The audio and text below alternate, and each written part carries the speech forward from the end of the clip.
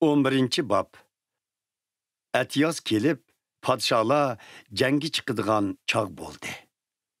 Davud bütün İsrailiya qo'shinini Yoab bilan lashkar boshlarining boshchiligida jangga otlantirdi.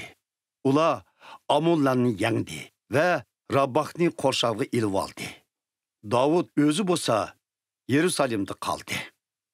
Bir kuni kechqurun Davud o'rnidan turib, orduning o'gisida uyan-buyan menib yurganida nihoyat chiroyli bir ayolning yuyunayotganligini ko'rib qoldi. Davud u ayolning kim ekanligini bilib kelishga odam avatdi. U odam qaytib kelib, u Eliamning qizi Hit xalqidan bo'lgan Uriyaning xotini Batshaba ekan, dedi. Davud odam avatib, u ayolni akaldirdi va uning bilan billa bo'ldi.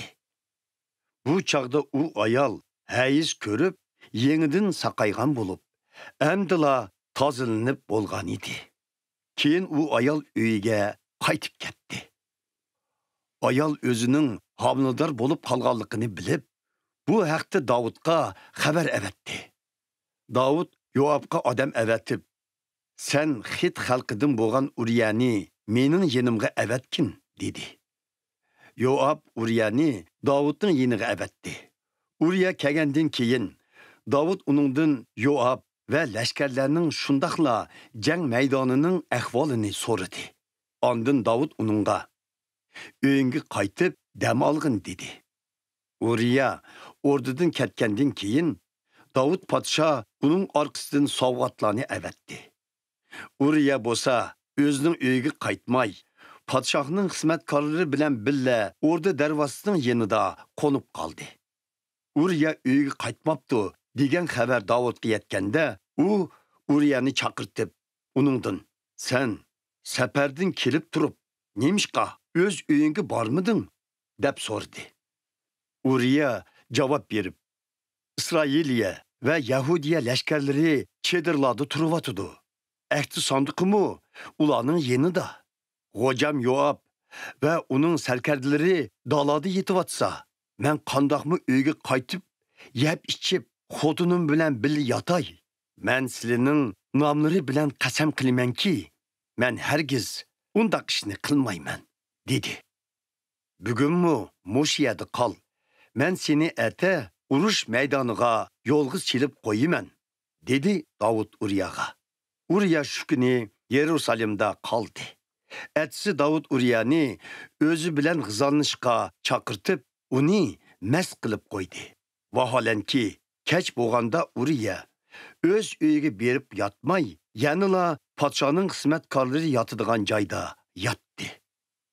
Atsi atganda Davud Yoabga bir parcha xat yozib, uni Uriya orqali avatdi. U xatida Uriyani eng shiddatli jang bo'ladigan oldingi safga avat. Uning jangda o'lib ketishi uchun uni yolg'iz tashlab, "Kaydinglarga chekininglar" deb yozgan edi. Yoab u chaqda Rabah shahrini muhosiriga ilib-atdi. Dushmanlar qayerda eng kuchli bo'lsa, u Uriyani shu yerga avatdi.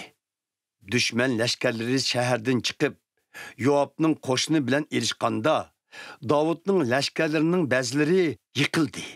Hit xalqidan bo'lgan Uriyamu o'ldi. Shuningdan keyin Yoab Davudga xabarchi avatib, uningga jang ahvolidan ma'lumot berdi. Yoab xabarchiga, "Sen podshohga bütün jang ahvolini to'liq yetkizgin.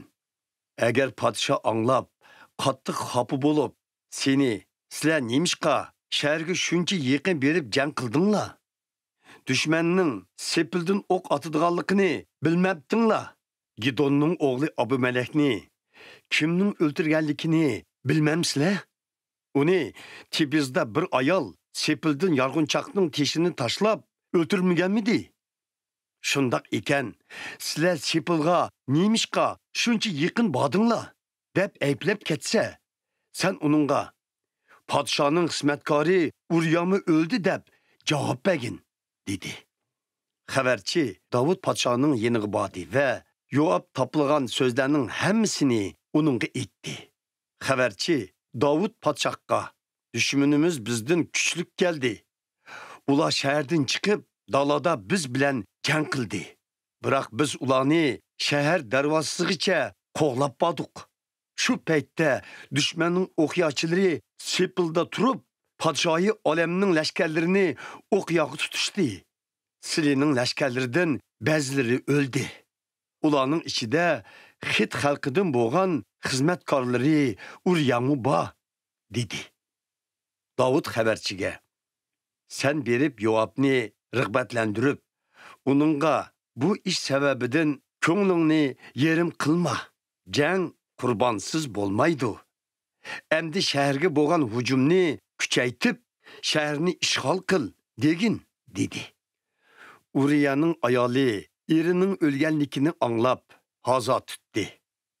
Hazo muddati toshishi bilan Davud odam avatib, uni o'rniga akeldirib oldi. U Davudga xotin bo'lib, bir o'g'il tug'ib berdi. Lekin Davudning bu qilganlari Parvardigorning nazarida razillik edi.